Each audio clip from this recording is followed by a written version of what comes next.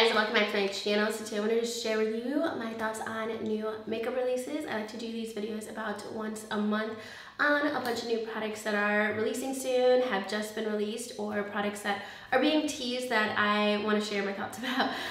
These videos are always inspired by Samantha March's Will I Buy It series that she does on her channel every Wednesday. So I'll leave her channel linked down below. And if you guys want to know my thoughts on some new makeup releases, then just keep on watching.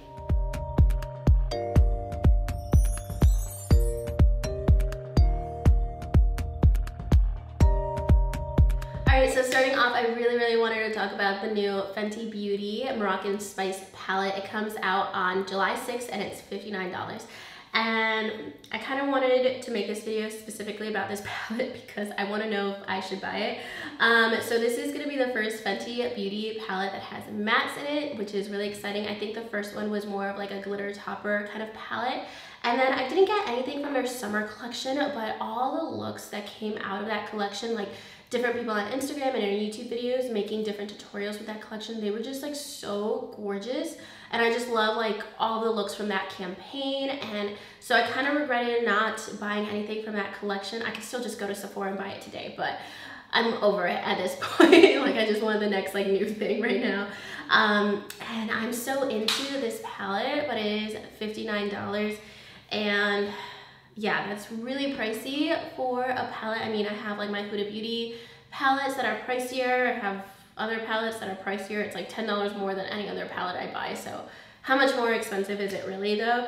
But it's so pretty. I love the color palette of this palette. Like I love the color scheme. Those are colors that I really love.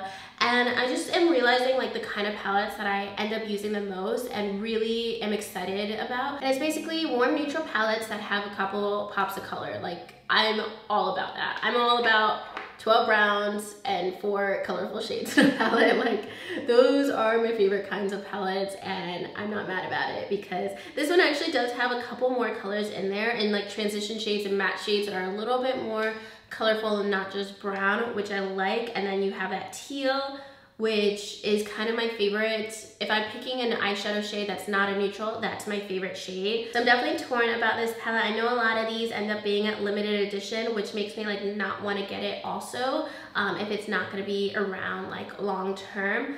But I do love the color scheme of this palette. Just the price point is what makes me like hesitant about buying it. Next, moving into another collection that just released this weekend, and I was still like not sure if I was going to purchase it.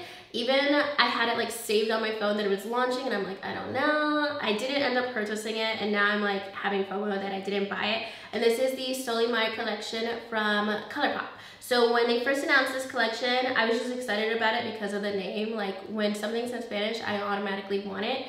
I really wanted the mud palette, like the greens and the blues just look so pretty in that palette. But I buy so many Colourpop palettes and I really enjoy them, but I have so many already and I just keep buying palettes. So I mean, I'm aware of it, but at the same time, I'm trying to like not just collect palettes and not get a chance to use them. And I'm really loving the Perception palette right now, and I feel like I get so many similar looks with that palette and the Mar palette.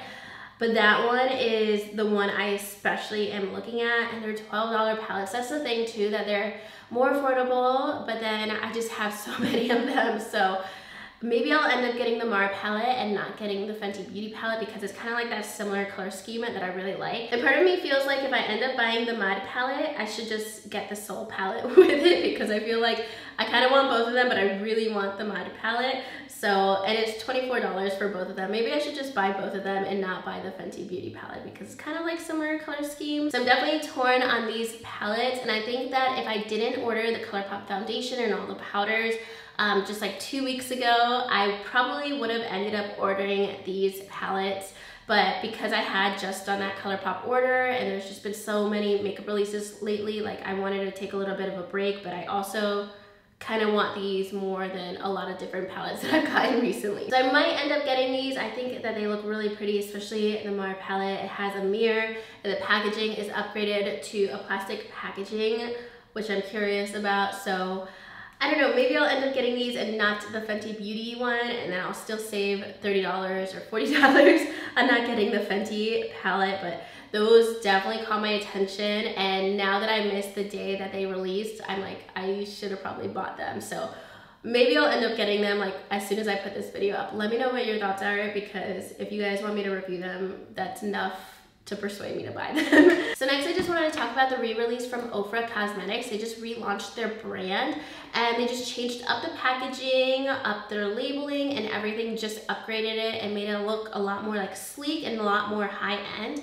And I'm really excited about it. I really like Ofra, but I really hated their packaging. I felt like their packaging was super, super cheap. So here's one of my favorite highlighters from Ofra. This is Ofra Blissful. It's an amazing highlighter. I love all of their highlighters that I've tried out, and I just love everything about the actual formula, the quality of their products, but the packaging is definitely like very, very cheap, basically. And these highlighters are not cheap. I think they're like 18 to like 20 something. It's been a while since I purchased from Ofra, but they are definitely more high-end priced. So I'm so excited that they are upgrading their packaging. I feel like that says a lot, and just like rebranding and just looking a lot more, I don't want to say professional, because I love their products so much, but just looking more high-end for sure, just matching their prices with their packaging. So I'm so excited about that. I think it's gonna make me want to purchase a lot more from Ofra, because in the past, like I am somebody who kind of likes the packaging too. Like if I'm paying $25 for a highlighter, I don't want it to look like a $2 highlighter. So their newer packaging is already available and all their prices look the same, which is a good thing. I'm just looking through their Instagram. So I'm definitely excited to see what they come out with future releases. And I think this is definitely gonna help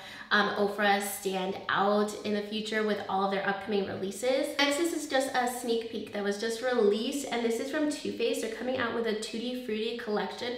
So they're expanding their fruit collection, or their food collection, beyond chocolate, peanut butter, and peaches, which I'm so excited about, because in my, makeup predictions for 2018, like 6 months ago, I said that they should come out with like a fruit pie kind of palette, and they're doing kind of like a fruit salad theme, it looks like, and just branching out to different fruits. But I definitely wanted to see them do that, because I'm like, fruit is so colorful, just go with every kind of fruit and not just like white peach and roasted peaches. Definitely excited about this collection, especially because the Too Faced Peach collection is probably like my favorite line from Too Faced. I've tried a lot of the products and I don't think I have any that I really don't like. Maybe the Too Faced Peach Glow, like the little trio face palette. It's not that even that one was bad, I just didn't like it as much as other things I have in my collection. But in general, like most of their peach products, like their eyeshadows, I love the Sweet Pie blush, that's like my holy grail product. Like a lot of their peach products are some of my all-time favorite products and get a lot of good reviews. And I've been definitely interested in seeing what fruits product they're gonna be releasing next. So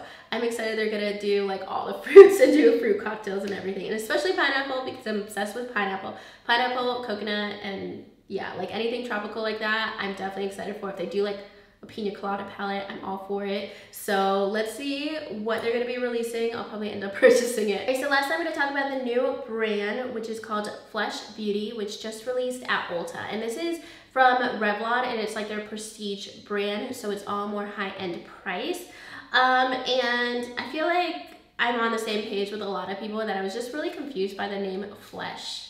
Like, I don't get it. Like, I feel like it's some kind of joke that I'm not in on when I see Fenty Beauty and just like the names of the products. And yeah, it just kind of throws me off for sure. And then it's more like expensive packaging and pricing from Revlon. So I'm not sure completely how I feel about it. It's pretty impressive that they do have like such a big collection right off the bat. Like you would think they've been like in the makeup game for years. Their foundations, they have 40 shades from the start. Their foundation sticks are $18. I've seen a couple people talk about them and they're apparently like super, super tiny. And their eyeshadows, they are $38 for their eyeshadow palettes. And their liquid lipsticks are $20, so they're definitely more high-end with their pricing. The packaging looks like it could be either, honestly. Like it doesn't look super cheap, but it doesn't look super high-end either. So I'm definitely not tempted to buy anything from this brand right off the bat. I'm not super curious about it until somebody tells me there's like a holy grail product in there or something that you need to try from this brand that will make me want to test it out. But on my own, I'm not interested in trying it out. Let me know your thoughts about it, because yeah, I feel like I just can't get past the name. I saw like different comments on like Trendmood or some other page of like spoilers for the brand, and people are just saying that it reminds them of like a makeup brand you'll use during like The Walking Dead or something, which I thought was amazing, or like zombie apocalypse makeup. So maybe I would purchase this if I was like in a zombie apocalypse, but for now, I think I'm going to be passing on this brand. Let me know if you guys are gonna be purchasing it in the comments below. All right guys, so that is everything for today's video. Let me know your thoughts on all of these products. If you purchased any of them yet, or you plan on purchasing them, let me know in the comments down below. And if you guys like this video, make sure you give it a thumbs up and subscribe to my channel if you haven't already. And I'll talk to you guys soon in my next video. Thank you so much for watching. Bye.